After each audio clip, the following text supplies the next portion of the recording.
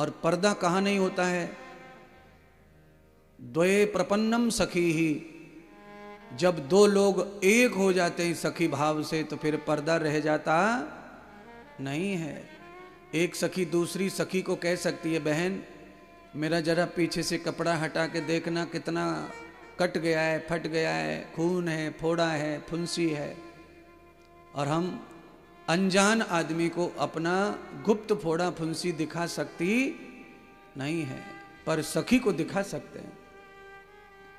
सखी के अलावा कौन ऐसा है जिसे दिखा सकते हैं? वो है डॉक्टर। डॉक्टर को भी हमें पर्दा हटाना ही पड़ता है।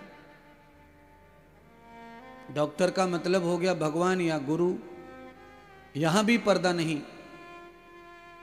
अपनी किसी भी घिनौनी से घिनौनी हरकत, घिनौनी से घिनौनी विचारधारा, घिनौनी से घिनौना कर्म जो अपने अंदर है, उसे आप अपने भगवान के सामने रख सकते हो, गुरुदेव के सामने रख सकते हो, अपनी माँ के सामने रख सकते हो।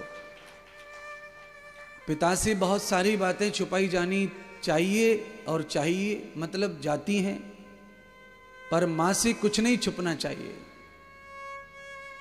माँ क्यों नहीं छुपना चाहिए? क्योंकि माँ ज्यादा हिंसक नहीं होती है और ज्यादा दंड नहीं देती है। दंडित भी करती है पर हिंसा रहित दंडित करती है और उसका समाधान निकालती है। पिता समाधान निकालने का कम काम करते हैं, उनके पास में तोड़ा ताड़ी का काम रहता है। हट जा मेरे सामने से, मुंह मत दिखाना, मर जा, कट जा, भाग जा।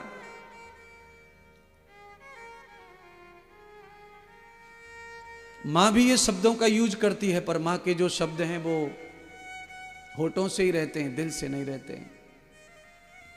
पर पिता जब क्रोध करता है तो पिता का क्रोध पूरा अंदर से ही रहता है, क्योंकि पिता नर है और नर में पहले से ही अहंकार, क्रोध ये सब ज्यादा पाया जाता है। स्त्री के अंदर अहंकार और क्रोध दोनों की मात्रा कम है, पुरुष में क्रोध और अहंकार अधिक होता है।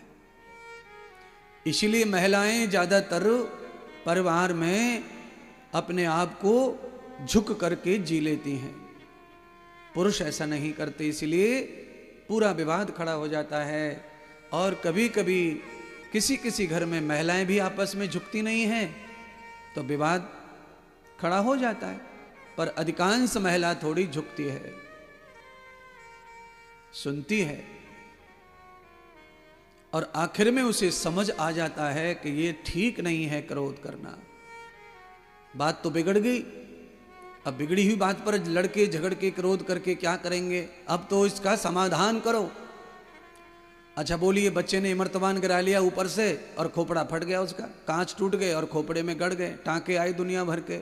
अच्छा फिर बच्चे को मारो और ऊपर से कि तूने नुकसान कर दियो बदमाश, तो को अकल ना है, तेरे हाड़न तोड़ दूं, तेरे घुटनन तोड़ दूं, दे डंडा दे डंडा।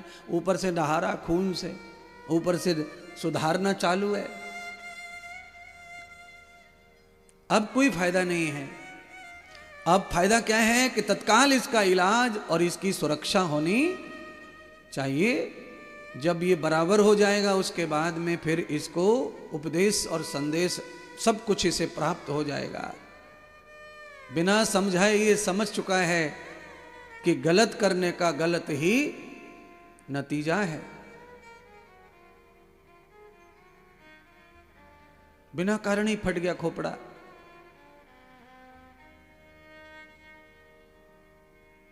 देवहूति माता ने कपिल भगवान से कहा कि अदृश्यम दर्शनम प्रभाम,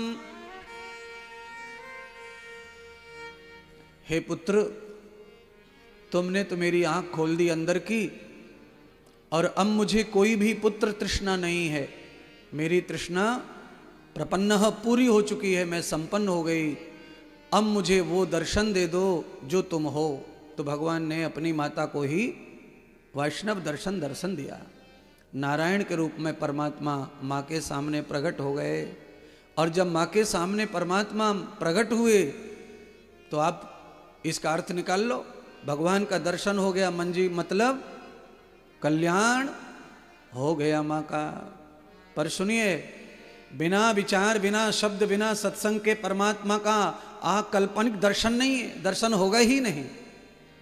क्योंकि भगवान के दर्शन के लिए भी विचार दिमाग में पैदा होगा तो लगन पैदा होती है विचार के साथ परमात्मा के प्रति।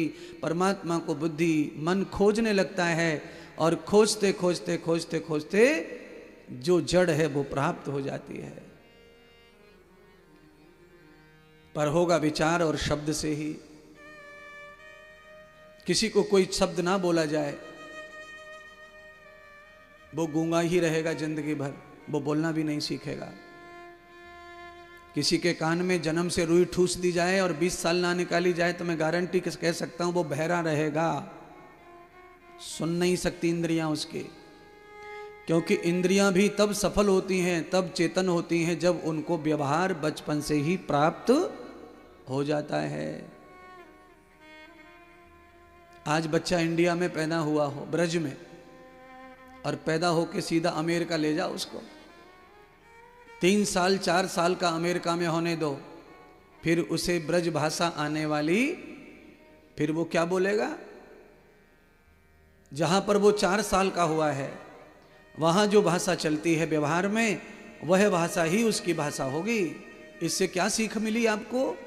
मैंने क्या समझाने का प्रयत्न किया? अर्थात मैं समझाना ये चाहता हूं कि आपके नाक कान मुंह हाथ पैर जीवा सब उत्तम है, पर इन्हें अगर व्यवहार नहीं मिला बचपन से, अर्थात इनको माँ गुरु नहीं मिला तो ये काम करने वाले नहीं है। आज आप जो कुछ भी हो ये माता पिता टीचर किताब की वजह से हो। मनुष्य का ये धार्मिक स्वभाव है कि वो स्वयं से कुछ भी नहीं सीख सकता। आगृहतम तदम वेदस्सुति स्मृति अति बुद्धि।